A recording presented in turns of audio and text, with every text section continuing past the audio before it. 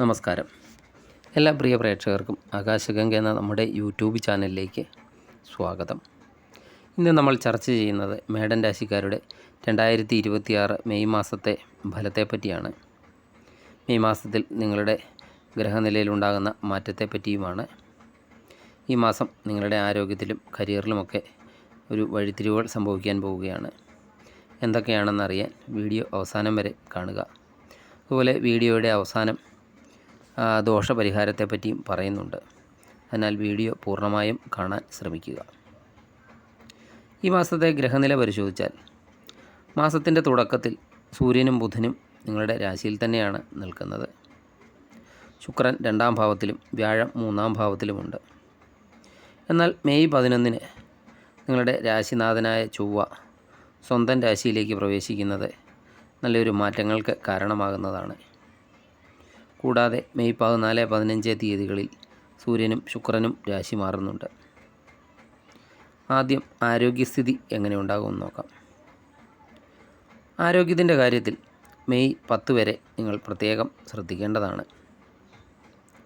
രാശിനാഥനായ ചൊവ്വ 12ാം ഭാവത്തിൽ ശനിയോടൊപ്പം നിൽക്കുന്നതിനാൽ ഉറക്കക്കുറവ്, അനാവശ്യമായ ചിന്തകളെ, തലവേദന എന്നിവയൊക്കെ നിങ്ങളെ അലട്ടിയേക്കാം. എന്നാൽ മെയ് 11 ചൊവ്വ മേടൻ രാശിയിലേക്ക് രാശി മാറും. അതോടുകൂടി ഈ പ്രശ്നങ്ങളെല്ലാം മാറി ഊർജ്ജസ്വലതയൊക്കെ കൈവരുന്നതാണ്.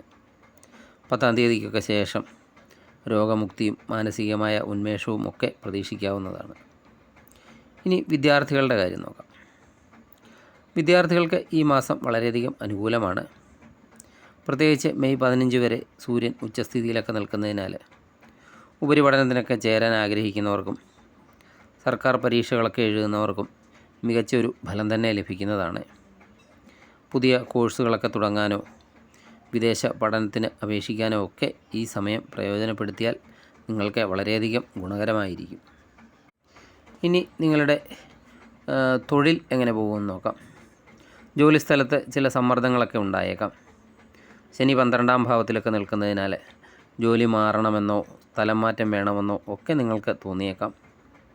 വിദേശത്ത് ജോലി ചെയ്യുന്നവർക്ക് ഈ സമയം ഗുണകരമാണ്.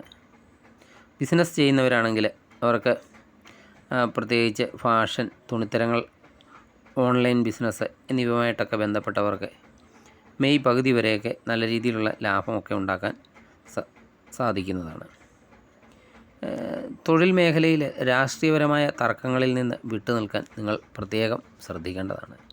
ഇനി നിങ്ങളുടെ സാമ്പത്തികം എങ്ങനെയുണ്ടെന്ന് നോക്കാം. മാസത്തിൻ്റെ തുടക്കത്തിൽ ധനസ്ഥാനമായ 2ാം ഭാവത്തിൽ ശുക്രൻ സ്വന്തം രാശിയിലൊക്കെ നിൽക്കുന്നത് വളരെയധികം അനുകൂലമാണ്. ഇത് അപ്രതീക്ഷിതമായ ഒരു ധനലാഭത്തിനും സമ്പാദ്യമൊക്കെ വർദ്ധിപ്പിക്കാനും സഹായിക്കുന്നതാണ്. കുടുംബത്തിൽ നിന്ന് പണമോ സ്വത്തോ ഒക്കെ ലഭിക്കാനുള്ള യോഗം മെയ് 14 വരെയൊക്കെ കാണുന്നുണ്ട്. പുതിയ നിക്ഷേപങ്ങളൊക്കെ നടത്താൻ ആഗ്രഹിക്കുന്നുണ്ടെങ്കിൽ മെയ് 15 മുൻപായി ചെയ്യുന്നതാണ് ഉചിതം. കാരണം ബുധനും സൂര്യനുമൊക്കെ അനുകൂല ഭാവത്തിലൊക്കെ നിൽക്കുന്നതിനാൽ ബുദ്ധിപരമായ തീരുമാനങ്ങളിലൂടെയൊക്കെ നേട്ടമുണ്ടാക്കാൻ സാധിക്കുന്നതാണ്.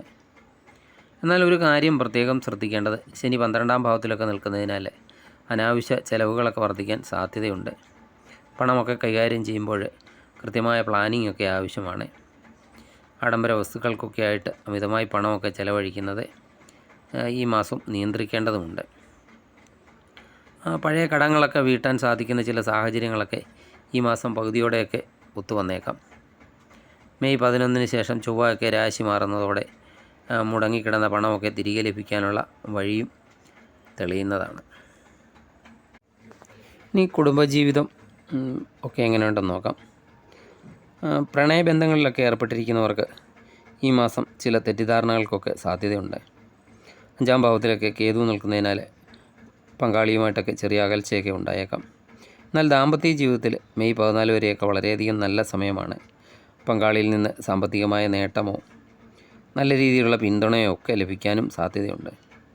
സംസാരത്തിലൊക്കെ ഒരു മിതത്വം പാലിക്കുന്നത് ബന്ധങ്ങളൊക്കെ കൂടുതൽ ദൃഢമാക്കാൻ സഹായിക്കുന്നതുമാണ്. ഇനി എന്തൊക്കെ പരിഹാര മാർഗങ്ങളാണ് ചെയ്യേണ്ടത് എന്ന് നോക്കാം. ഹനുമാൻ ചാലിസ ദിവസവും ജപിക്കുന്നത് നിങ്ങൾക്ക് വളരെയധികം ഗുണം ചെയ്യുന്നതാണ്. അതുപോലെ സൂര്യോദയ സമയത്ത് സൂര്യന് ജലമർപ്പിക്കുന്നത്, ശനിയാഴ്ച തോറും ശനീശ്വര ക്ഷേത്രത്തിൽ നീരാഞ്ജനം വഴിപാട് കഴിക്കുന്നതും നിങ്ങൾക്ക് വളരെയധികം ഗുണകരമായ ഒരു കാര്യമാണ്. നിങ്ങൾക്ക് ഈ വീഡിയോ ഇഷ്ടപ്പെട്ടു എന്ന് വിശ്വസിക്കുന്നു. ഇഷ്ടപ്പെട്ടാൽ ലൈക്ക് ചെയ്യുക. സബ്സ്ക്രൈബ് ചെയ്യാതെ വീഡിയോ കാണുന്നവരാണെങ്കിൽ ദയവായി സബ്സ്ക്രൈബ് ചെയ്ത് കാണുക. മറ്റൊരു വീഡിയോയുമായി വീണ്ടും കാണാം. നന്ദി, നമസ്കാരം.